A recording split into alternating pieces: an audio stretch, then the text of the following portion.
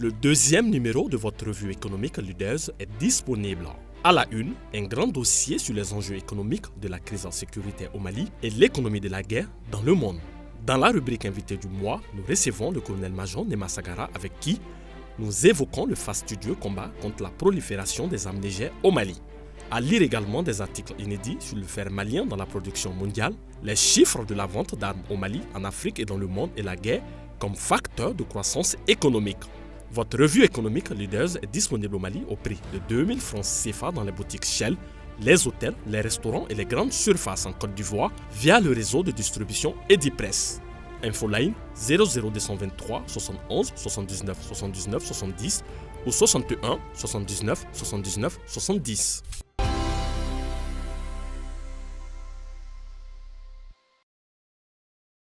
Au-delà des passions politiques et de la conjoncture sécuritaire, le Mali, c'est aussi et surtout l'histoire d'hommes et de femmes qui osent, qui créent et qui résistent.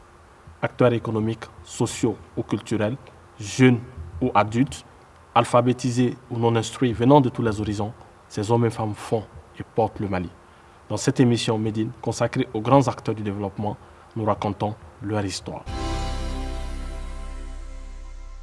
De retour sur le plateau, confortablement installé dans la salle de 1000 places du Centre international de conférence de Bamako pour parler essentiellement du secteur minier, notamment le développement communautaire, la gestion décentralisée et les actions volontaristes au-delà de la responsabilité sociétale menée par certaines structures minières.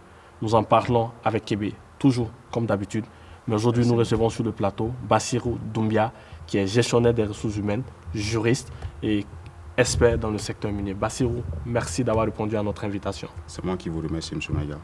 Merci à Kébé pour sa constance. Merci de continuer de nous inviter. Qui est récompensé aujourd'hui dans une position assise, contrairement aux autres. Et sous le soleil la plupart du temps. Voilà. Alors, Kébé, quel est l'effet aujourd'hui de ce changement de tempo? Si l'objet de la question est d'apprécier la salle qui nous reçoit, soyez sûr que je serai peut-être la mauvaise personne. La salle est belle, c'est connu de tout le monde, mais le président de la République, lors de l'ouverture, a fait le meilleur commentaire qu'on peut faire du CICB aujourd'hui. Donc je ne peux pas aller au-delà. Voilà, tu ne pouvais pas moins dire. Bassirou, nous parlons, je l'ai dit en début d'introduction, du secteur minier. Vous qui êtes dans ce secteur, quel est votre regard sur ce secteur d'une manière générale? Le secteur minier est le premier secteur du développement économique du Mali. Ne serait-ce qu'au niveau de la contribution de l'assiette fiscale, les mines contribuent à hauteur de centaines de milliards chaque année à l'économie nationale. Donc c'est un secteur qui n'est pas à négliger. Mais également, lorsqu'on tient compte de la stratégie globale des sociétés minières qui s'implantent, il y a toujours ce volet qu'on appelle RSE, responsabilité sociétale et environnementale, ou sociétale et environnementale, qui fait obligation aux sociétés minières d'avoir un regard non seulement sur les questions de l'environnement, sur les questions de l'éthique, mais également sur les questions du développement communautaire. C'est là que vous verrez que d'un rapport tripartite où on avait peut-être à l'époque le salarié, l'actionnaire et l'État, il y a un quatrième acteur qui vient faire son imposition, qui est la communauté, et qui doit nécessairement bénéficier des dividendes de manière directe ou indirecte de l'exploitation minière. Sans quoi, l'enjeu sociétal n'est pas. Merci pour cette introduction. Nous reviendrons un peu plus en profondeur. Je vais faire réagir Kébé sur un aspect très important. La question minière interroge le système de gestion décentralisé. Oui, d'autant plus que les mines sont au cœur des communautés, sont au cœur des collectivités. Donc, cette décentralisation, le Mali l'a amorcée depuis un certain nombre d'années maintenant, sinon de décennies. Maintenant, c'est de voir en termes pratiques, en termes pragmatiques sur le terrain, comment est-ce que ça se présente. Je sais que les mines, comme il l'a dit, contribuent au niveau de l'assiette fiscale, et je sais qu'au niveau de la fiscalité locale, il y a un travail qui est fait par ces mines-là de faire en sorte que ces revenus soient directement gérés par nos collectivités. Maintenant, la question qu'on peut se poser, c'est de savoir où est-ce que les collectivités réinvestissent éventuellement cet argent. Donc la question est importante parce qu'on a malheureusement suivi quelquefois un certain nombre de grondes sociales, pas directement vis-à-vis des miniers, mais vis-à-vis des acteurs de la collectivité, des premiers responsables des collectivités. On a vu dans vos émissions ou même sur d'autres plateaux des entreprises qui investissent au niveau de l'école, au niveau du développement local avec les infrastructures sociales de base. Mais aujourd'hui, est-ce que ce que les communautés en tant que collectivités reçoivent, est-ce qu'elles réinvestissent cela convenablement pour le premier bonheur des populations? Donc cette question-là, je pense qu'elle peut se poser. Alors, au-delà de la responsabilité sociétale et environnementale, vous l'avez dit, les mines ont aussi des obligations en termes fiscaux. Je crois que quand on veut analyser la question de cette responsabilité sociétale, on ne va pas épargner ou du moins occulter la notion même de développement durable.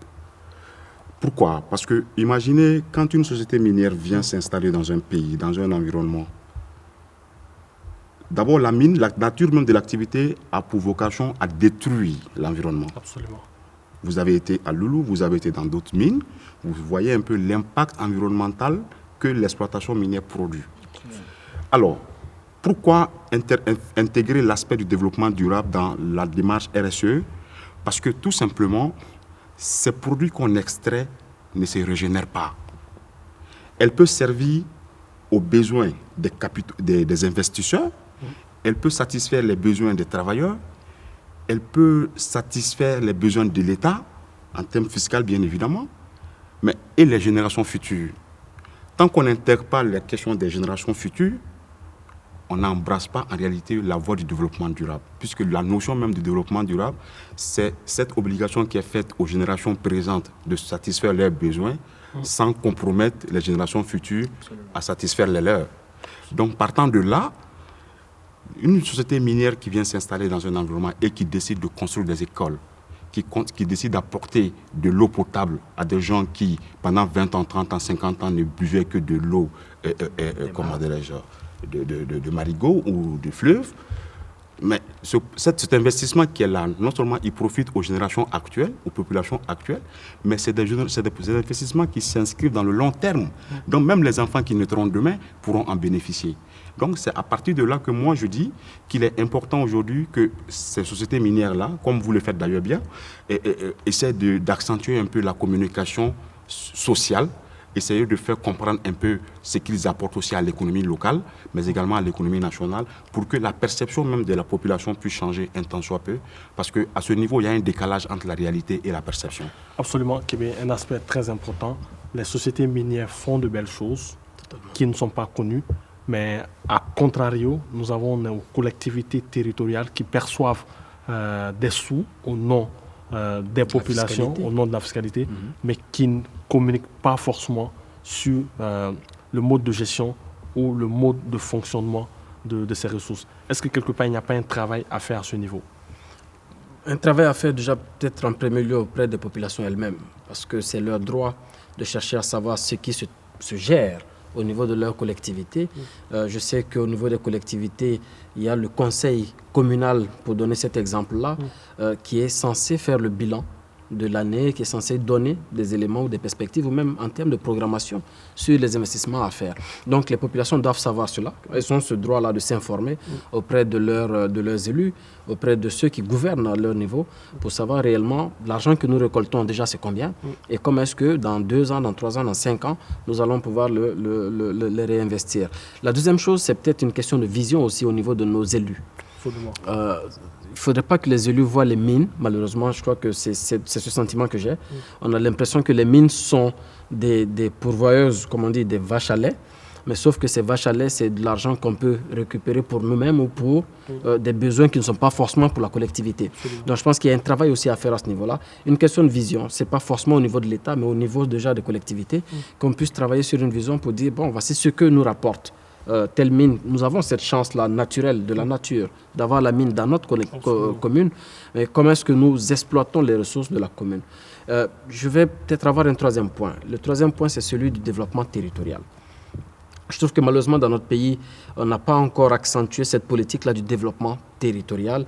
Si on réussit à le faire, on saura comment utiliser les ressources de la mine et comment réinvestir ces ressources-là justement dans un sentiment de développement durable dans des secteurs qui sont des secteurs propres à notre région, à notre commune, à notre localité. Donc je crois que ces 3 éléments réunis, forcément on doit pouvoir savoir où est-ce que l'argent des mines, où est-ce que l'argent de l'or brille réellement.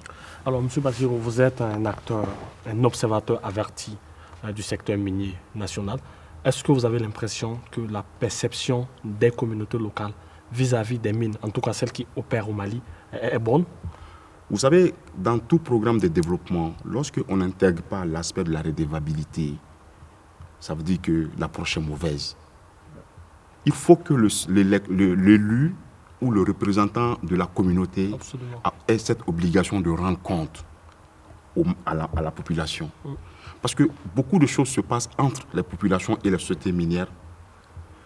Ce sont ces élus ou ces représentants communaux qui servent d'interface et qui réellement ne diffusent pas la bonne information auprès de leur population. De sorte que la perception devient toujours dans un système d'autarcie où ce sont des étrangers qui viennent prendre notre argent avec la complicité de nos propres frères pour fuir. Voici ce qu'on entend à longueur de journée. J'ai été surpris parfois de voir certains acteurs de la société civile reprocher le même comportement, et à la télé bien évidemment, reprocher le même comportement aux sociétés minières. Alors, excusez-moi de vous interrompre, Kébé, un problème de communication, naturellement? Naturellement. Maintenant, peut-être beaucoup plus un problème, peut-être pas de communication en tant que tel, parce que la question qui est soulevée là, c'est la question d'un acteur social qui veut s'exprimer. Mais globalement, un procès en sorcellerie contre les sociétés minières? Globalement, on peut le dire.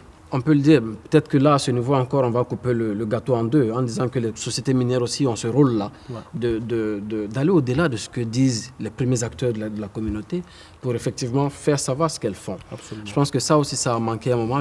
Le constat que je fais globalement aujourd'hui, c'est que la dynamique est en train de changer. Il y a beaucoup de reportages qui se font, il y a beaucoup de communications qui se font.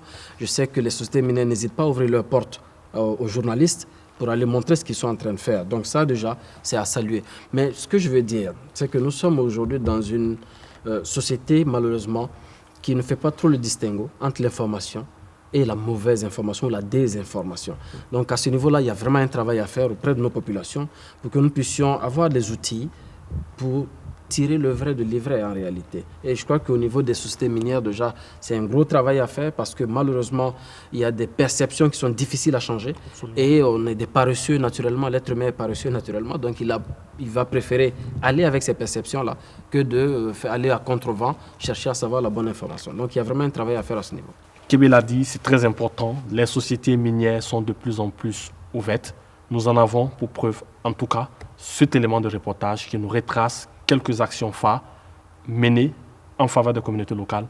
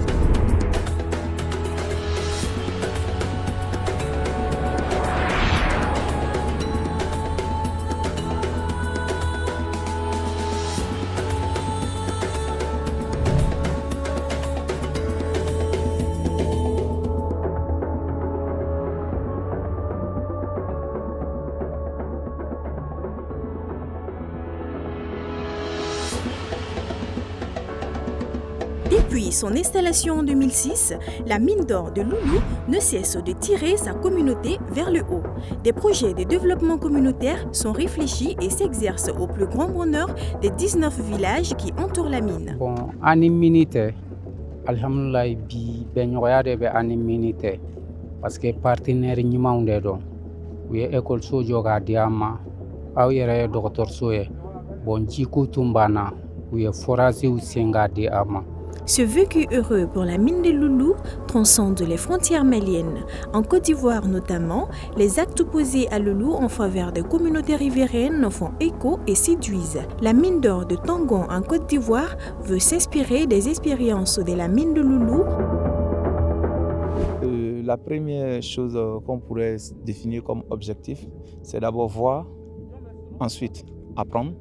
Parce que, comme vous pouvez le savoir, les mines partagent beaucoup de choses en commun. C'est surtout l'aspect social qui nous intéresse pour ce voyage. De ses débuts en 2006 à nos jours, la mine d'or de Loulou a investi environ 6,4 millions de dollars pour changer le visage des localités d'accueil. Les populations locales sont unanimes, cette mine a donné une nouvelle espérance. Dans le village de Koundan, une localité abritant la mine, située à quelques kilomètres d'Idjan, dans le cercle de Kenyeba, l'électricité est disponible, les enfants vont à l'école désormais et les habitants ne sont plus obligés de parcourir des kilomètres pour accéder aux soins. La mine y a construit récemment une école de 9 salles de classe et des latrines pour un coût total de 105 millions de francs CFA et un centre de santé équipé pour environ 30 millions de francs CFA. De très bonnes impressions de tout ce que j'ai vu, parce que la mission que nous effectuons visait plusieurs objectifs. Le premier, c'était d'abord développer la coopération transfrontalière. Nous savons les situations de précarité dans lesquelles vivent nos populations, en matière de santé, en matière d'éducation. Voilà. Souvent, le gouvernement fait beaucoup, mais on sait que les besoins des populations sont très nombreux. Si l'accès aux services sociaux de base est une priorité inscrite dans les agendas de la mine de Loulou, la formation et l'emploi viennent soutenir la création de la richesse dans les localités. Ainsi, depuis 2015, en plus des programmes sociaux d'envergure, les responsables de la mine ont initié des programmes de formation orientés sur 3 principaux axes. Donc le centre a été créé depuis 2015, c'est sous fonds propres de la mine, sur un budget de 2,5 millions de dollars, ce qui fait à peu près 1,2 milliard de francs CFA. Et le centre est actuellement à sa 3e cohorte. Et la philosophie étant qu'on a 3 ans de formation, une première année de formation internée au centre, où on alterne un peu la formation théorique et la formation pratique, et une autre 2e année de formation dans les champs d'expérimentation qui est vraiment basée sur la pratique, et une 3e année où nous aidons les lauréats à avoir accès à leur terre et à leur propre ferme. Donc actuellement, nous avons la première cohorte qui est installée avec 30 champs créés, plus de 50 hectares, et de 48 personnes. Actuellement, tous les villages qui entourent la mine ont leur propre école. De 2005 à nos jours, c'est au total 19 écoles construites autour des zones abritant la mine. Et depuis, le nombre de scolarisations ne cesse de monter en crescendo, passant de 500 enfants qui partaient à l'école à plus de 5000 enfants qui trouvent le chemin des classes grâce à la mine, qui a un souci de la qualité de l'éducation. Donc on a 5 volets de développement au profit de la communauté à travers notre responsabilité sociale d'entreprise. Donc, les premiers volets, l'éducation, parce que tout commence par ça. C'est à propos de cela qu'on construit des écoles, qu'on fait des dons en équipement, qu'on réhabilite aussi certaines structures scolaires, on assiste des académies. On attribue aussi des bourses aux plus méritants de la communauté et actuellement on est autour de 70-80 étudiants qui sont sponsorisés par nous parce que les plus brillants pour toujours promouvoir l'excellence. À Loulou, avant l'arrivée de la mine, les difficultés d'accès à l'eau étaient énormes. On comptait 1900 habitants par point d'eau. Cela est devenu un triste souvenir, car maintenant, avec 57 forages installés, on est autour de 400 à 500 habitants par point d'eau. La société entend se tourner vers des systèmes d'adduction pour améliorer la qualité d'eau.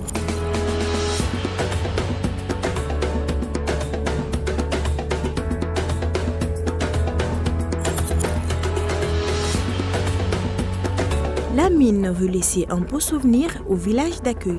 Sur ce plan, des initiatives sont en cours pour le lotissement de certains villages afin de leur donner une facette qui n'a rien à envier aux villes urbaines. Pour le président de la jeunesse de Tongon, l'expérience des loulous est une école. La mine d'or de Loulou bénéficie d'une bonne réputation auprès des communautés d'accueil qui voient le chemin de leur épanouissement se tracer avec les multiples chantiers de développement en leur faveur.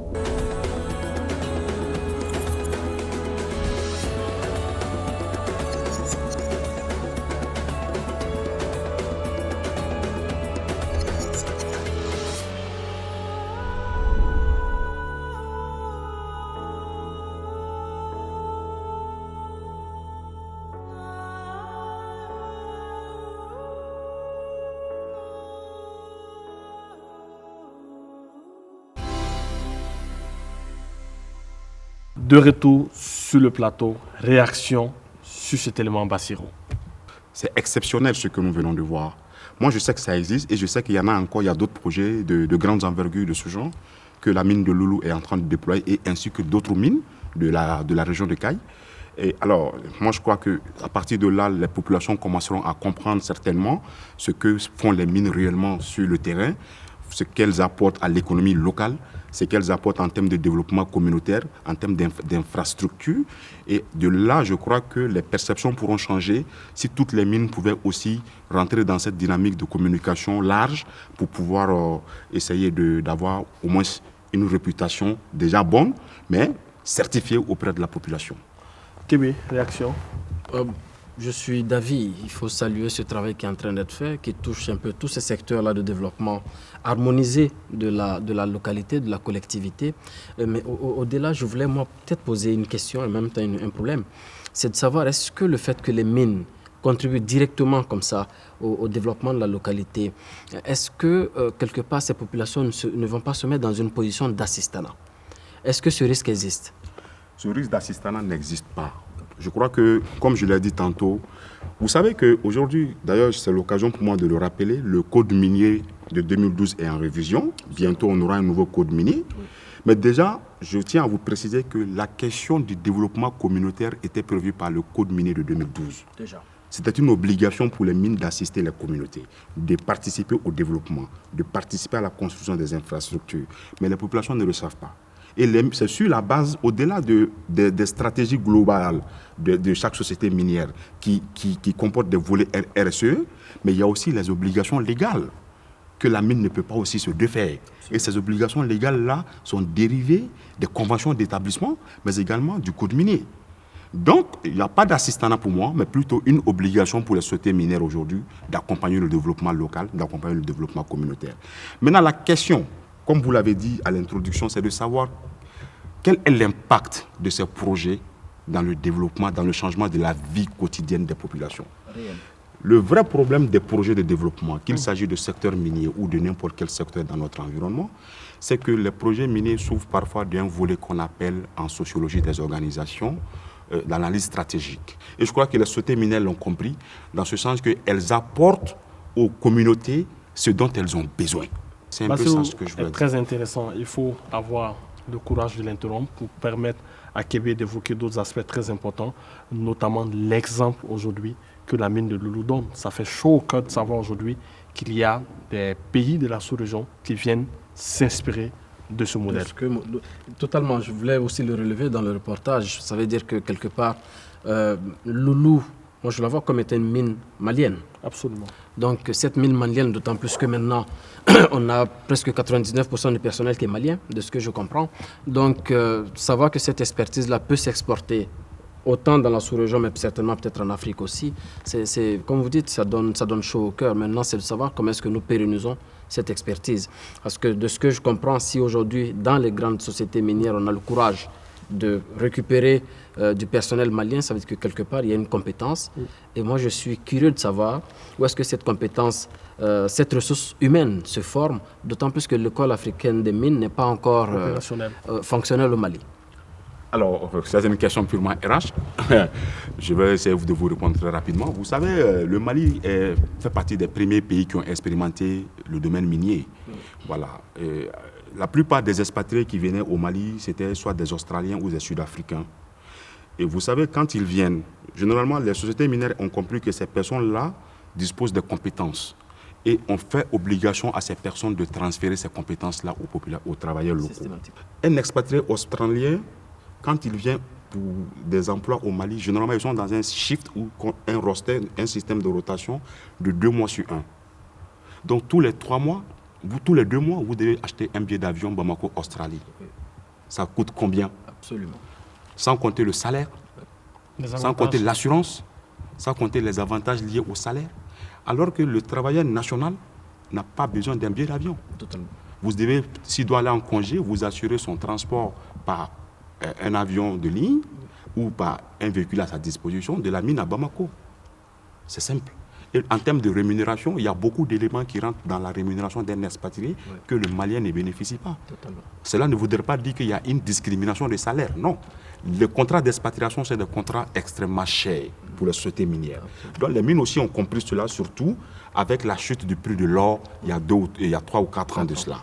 Donc c'est à partir de là que les sociétés minières ont commencé réellement à songer à renforcer les capacités, le capacity building des local employees, c'est-à-dire la formation des travailleurs locaux, pour que celles-ci et ceux-ci soient capables de prendre la relève et d'occuper des postes de responsabilité et de donner le même résultat en termes d'efficience et d'efficacité qu'un expatrié pourra donner.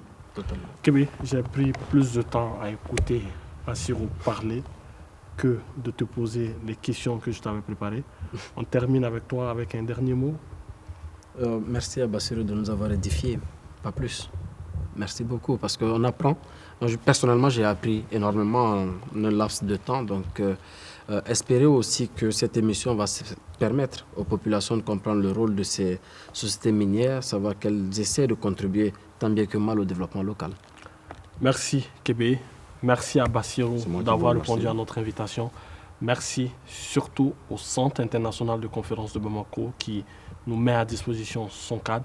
Merci également à vous, chers téléspectateurs, vous qui suivez cette émission, vous qui la commentez et vous qui nous faites des suggestions et des recommandations qui nous permettent d'améliorer cette émission. Médine, c'est la fin.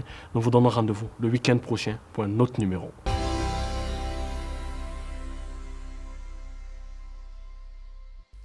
Le deuxième numéro de votre revue économique Leaders est disponible.